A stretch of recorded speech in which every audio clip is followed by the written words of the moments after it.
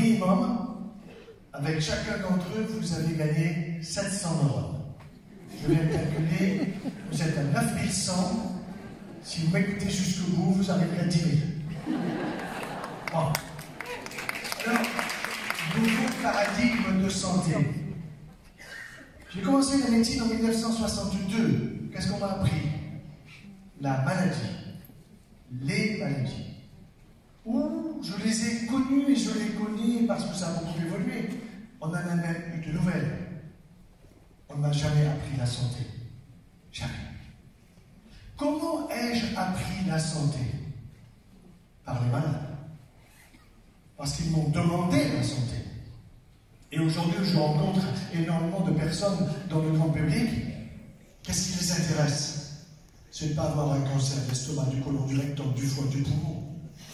C'est de ne pas avoir une maladie auto-immune. Ben, c'est logique. Et ce qu'a dit tout à l'heure mon collègue Frédéric Sladman est tout à fait juste. Bien sûr, la base de notre santé, ce sont nos défenses immunitaires. J'étais récemment en Allemagne. J'ai demandé à mes collègues qu'est-ce que ça veut dire l'immunité en Allemagne. L'homme de la rue, le micro-trottoir. Ils m'ont dit en Allemagne, l'immunité, ça veut dire Angela Merkel. J'ai dit en France, ils sont en allemand, c'est français. Parce qu'en français, vous ne répondez pas Macron, vous répondez mon immunité, nos défenses immunitaires. Alors j'ai 7 minutes et 6 minutes. Maintenant, déjà un peu moins. D'abord, quelques données scientifiques. Je commence la médecine, on me dit, voilà, c'est un de mes profs qui me dit, les jeunes, vous avez bientôt 20 ans, vous perdez à partir de 20 ans 20 000 neurones par jour. Je le regarde sans me dire, je me dis, qu'est-ce qu'il lui reste, lui? À la sortie, je vais le voir, je dis, monsieur, moi je suis plutôt de nature économe, et je ne voudrais pas faire comme un neurone. Il est perdu un petit. Je dis, mais qui a dit ça? Un prix Nobel. Bon, lequel? Ramon I. Cajal, 1906. Il n'a pas eu le prix Nobel pour ça. Il a eu le prix Nobel pour des raisons qui valaient le coup en 1906. Mais ensuite, parfois, on dit des choses et on se trompe. Une autre chose, on m'a appris que parmi les globules blancs, il y avait des lymphocytes. D'accord, ça c'était en 1962. Aujourd'hui, il y a 369 familles de lymphocytes. 369 familles, numérotées 1, 2, 3, 4, etc. Et on sait à peu près quelles sont les fonctions de chacun de ces lymphocytes. Les uns sont des killers, des tueurs, les autres sont des défenseurs fabuleux.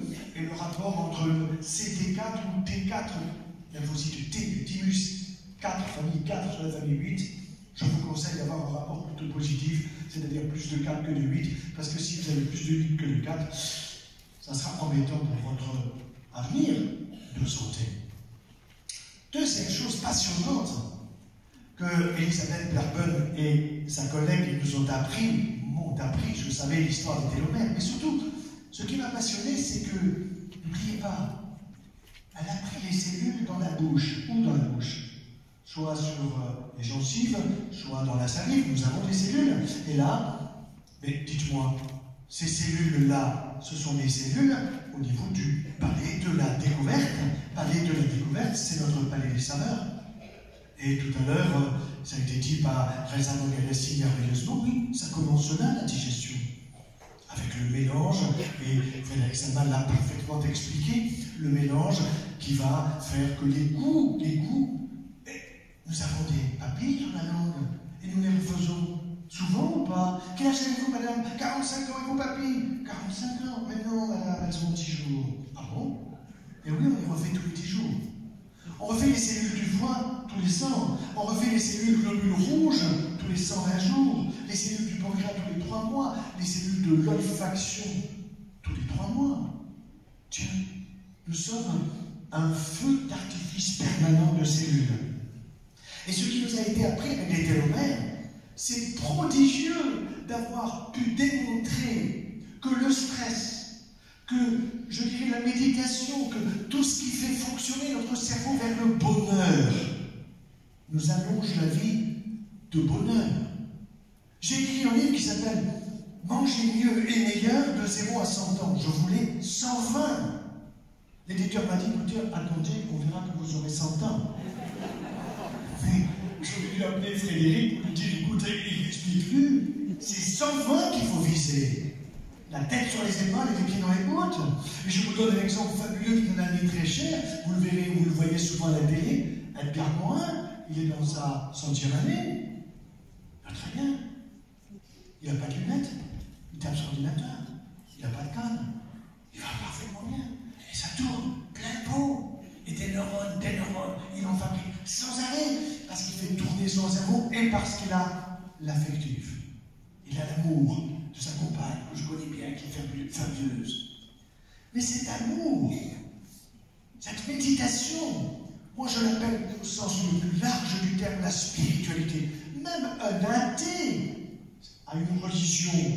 Qu'est-ce que sa religion? Religion, ça veut dire relié. Il est relié avec d'autres. Et c'est parfaitement respectable. Et c'est parfaitement passionnant de discuter avec des gens, non pas avec lesquels on n'est pas d'accord, c'est pas ça, avec lesquels on peut apprendre des choses. J'aime le dialogue. J'aime la discussion. Et surtout, parce que je veux m'enrichir. Et un jour, je disais à notre fils qui avait 7 ans, le matin au petit déjeuner, petit, le soir, quand tu te couches, tu dois te poser la question suivante. Qu'ai-je appris aujourd'hui? Et si tu n'as rien appris, tu ne te couches pas. Il me regarde. Et il me dit dans un petit sourire, papa, je peux aller me coucher? J'ai dit, celui-là, il est futé. Alors, j'ai écrit un bouquin qui s'appelle À la demande des malades. Spiritualité et cancer, l'espoir. Qu'est-ce qu'ils m'ont appris, les malades? Tout. Tout. Ils m'ont appris la vie. Ils m'ont appris la souffrance. Ils m'ont appris l'espoir. Ils m'ont appris la dureté de la maladie pour supporter. Je suis un enfant à l'heure actuelle de 17 ans qui a une tumeur osseuse catastrophique. Parce que ce diagnostic a traîné et a traîné et a traîné. Sa vie est en danger. Et vous pensez que ça, c'est facile à vivre pour le jeune, pour le papa, pour la maman, pour les frères et sœurs, et même pour nos médecins. Parce qu'il a l'âge de nos enfants, de nos petits-enfants. Bien sûr qu'il faut arriver à supporter, mais vous ne pouvez pas supporter si vous n'avez pas la capacité d'être aidé. Et c'est vrai que tout ce qui nous a été présenté aujourd'hui dans le cadre de la méditation, dans le cadre, je dirais, d'une vision globale de l'humain, c'est difficile pour chacun. C'est là qu'aujourd'hui, j'admire ceux qui accompagnent, qu'ils soient naturopathes, qu'ils soient hypnothérapeutes, qu'ils soient sophrologues. Ils font un travail remarquable, qu'ils soient homéopathes, qu'ils soient phytothérapeutes. Ils nous apportent quelque chose à notre société. Et c'est eux qui ont raison. C'est eux qui ont raison. C'est eux qu'il faut suivre, même si, au niveau des autorités, pour des raisons plus ou moins économiques, qui sont parfois mal calculées d'ailleurs, ils ne veulent pas, c'est pas bien grave. Ce qui est important aujourd'hui, c'est de comprendre que nous ne sommes pas seulement un corps, nous ne sommes pas seulement un esprit, nous ne sommes pas seulement un affectif, capacité d'aimer la Joconde, d'aimer un beau paysage, d'aimer ses enfants, d'aimer son conjoint. Nous sommes plus que cela. Et c'est écrit dans des textes anciens qui ont des millénaires avant nous, qui nous ont dit des choses avec 10 paroles merveilleuses que nous avons oubliées. Les unes qui sont pour les croyants et les autres pour les incroyants. Quand Moïse a reçu les 10 paroles, je n'aime pas le commandement, 10 paroles, il est descendu, il s'est fait jeter, il est remonté. Et qu'est-ce qu'il a fait? Soit sa mémoire, soit son intelligence, soit son affectivité, son âme, ce que vous voudrez, il a tapé au burin les 10 paroles. Et ces 10 paroles, notre société les a oubliées. Voilà. Il faut les faire revenir, ces 10 paroles. Car nous sommes un corps, oui, nous sommes un esprit, oui, nous sommes un affectif, oui, nous sommes une âme. Tu aimeras de toute ta force ton corps, de tout ton esprit, ton intelligence, ta capacité d'apprendre, de tout ton affectif, de tout ton cœur. Le cœur, pas la pompe cardiaque, mais le cœur au sens symbolique du terme, et de toute ton âme. Nous sommes bien ces 4 parties qui sont en fondu enchaînées dans nos personnes. Et nous avançons vers une vie qui, pour moi, ne finira jamais, mais que nous préparons pendant un siècle 20. Peut-être j'essaierai d'être là en 2069, je vous promets rien, je ferai tout pour y être.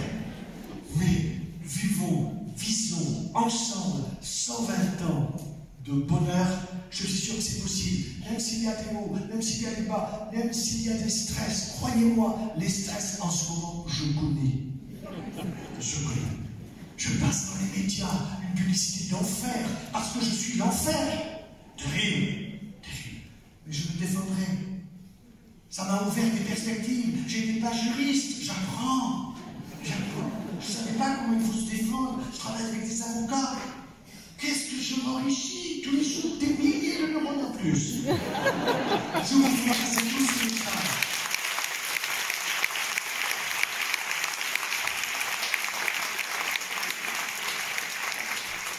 Eh bien voilà, comme le reconnaît le professeur Henri Joyeux, nous ne sommes pas qu'un corps physique. Nous sommes aussi des énergies, nous sommes aussi des émotions. Et donc en curothérapie, depuis le début, on vous le dit, l'homme n'est pas constitué que d'un corps physique, il est constitué aussi d'un corps éthérique. Les énergies qui donc font fonctionner les organes, d'un corps émotif qui donc comprend toutes les émotions, mais aussi les chocs, les problèmes d'émotion, d'un corps mental qui régit la réflexion avec ses problématiques, d'un corps causal qui régit tous les programmes de conditionnement, programmes de fonctionnement automatique, d'un corps spirituel pour l'esprit, et aussi d'un corps de cristal et d'un corps de lumière.